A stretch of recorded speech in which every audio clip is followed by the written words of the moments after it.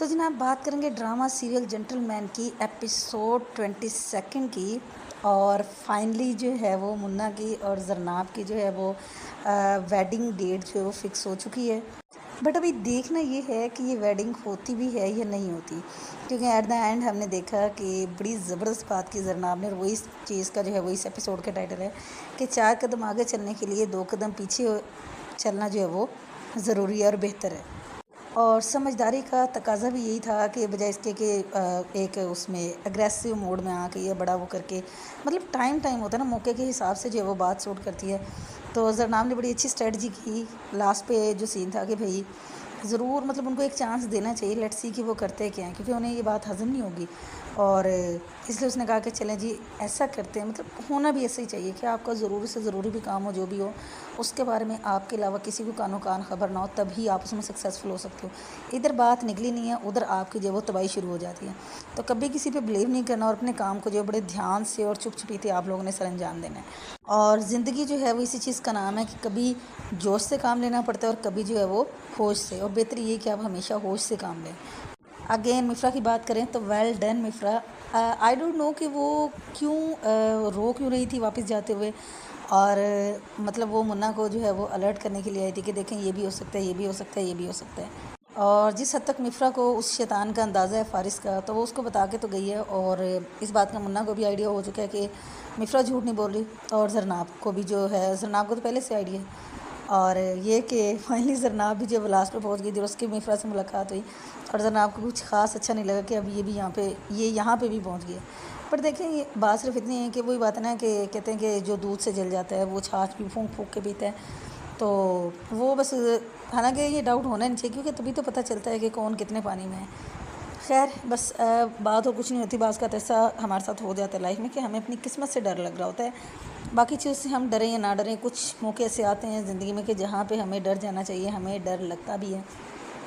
और जो है वो मिफ्रा क्यों रो रही थी, शायद सच्चाई देख के, या कि ये देख के कि उसको जरनाब ने मिसजज किया है, या वो मतलब आई डोंट नो, मुझे कुछ समझ नहीं आई कि उसके रोने की वजह क्या थी। दूसरी तरफ अगर बात करें फ़ारिस अहमद की, तो इंतहाई मतलब जो वो अच्छा हो इसके साथ तो और भी होना चाहिए, मतलब गुरूर इतना कि इंतहा तो जिसकी कोई है ही नहीं। और कमिश्नर साहब ने अच्छा खासा डिप्टी कमिश्नर साहब को वेट करवाया, और वो बैठ के वेट ही करता रहे। ख़ुद उसको बुलाया है और फिर जो है वो खुद ही काफ़ी देर वेट करवाने के बाद उसको टाटा बाय बाय बोल दिया कि अभी मैं फ्री नहीं हूँ। अच्छा वैसे जो है मतलब कैरेक्टर जो है वो इसी तरह से होता है कि देखने वाले को सही गुस्सा आए, और जिस तरह से ये फ़ारिस अहमद का कैरेक्टर है, मेरा ख्याल है जाहिद से ज़्यादा बेहतर कोई इसको जो है परफॉर्म कर नहीं सकता था। बिल्कुल हूबहू कि वाकई वो डीसी है, और जिस तरह से वो प्रिटेंड कर रहे हैं तो वो उसको सूट करता है, मतलब ज़रा से भी नहीं है, और बिल्कुल परफेक्ट किस्म का दिखा रहे हैं कि वाकई जी डीसी ऐसे होते हैं। और जब किसी को पावर मिल जाती है तो फिर अपने आप को ही खुदा समझना जो है वो शुरू कर देता है। तो अभी वो इतने ज़म में था कि ना तो उसको जो है वो रहमती ने कॉल करके बताया, तो उसको फिर भी जो है वो नहीं पता चला कि जरनाब किससे शादी कर गया, और उसने भी उसको बॉदर नहीं किया। बट जब वो यहाँ से जाएगा थोड़ा सोचेगा तो फिर वो अच्छा खासा इस चीज़ को सोचेगा और फील भी होगा कि अच्छा जी वो मुन्ना से शादी कर रही है। लेट्स सी कि इसको बर्दाश्त होता है या नहीं होता, ये अब क्या करेगा।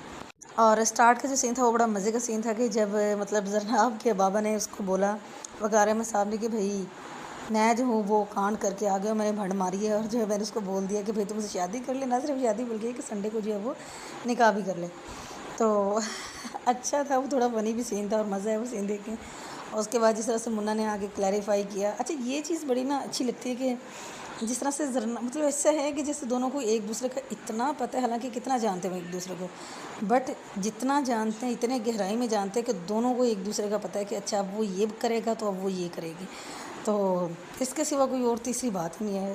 तो ये वो कहते हैं ना रूहा रूहा दी गल्ला, तो ये कुछ ऐसी अटैचमेंट बन जाती है जो सच्चाई वाली होती है। तो वो बस एक लम्हा ही दरकार होता है उसको पहचानने के लिए, और इवन कि उसने फ़ारिस अहमद के साथ इतना टाइम गुजारा है, अंदाज़ तो उसका खैर उसके बारे में भी थे, बट वही बात है ना कि जहाँ पे आपने यकीन किया हो तो फिर लोग उसी यकीन का जो है फ़ायदा उठाते हैं, और उसने उसको जितना चाहा हो सका उसने उसको चीट किया। तो अभी मिफ्रा किस बात पे हर्ट हुई है, क्यों वो रो रही थी, या किस बात से वो इंस्पायर है, तो अभी ये देखना है। और फिर लेट्स सी कि अब इनका निकाह जो है वो जुमे वाले दिन होता है या कि नहीं होता। ओवरऑल अच्छी एपिसोड थी, आप लोग जाएँ जाके एपिसोड देखो, अपने रिव्यूज़ जो कमेंट के अंदर ज़रूर शेयर करें।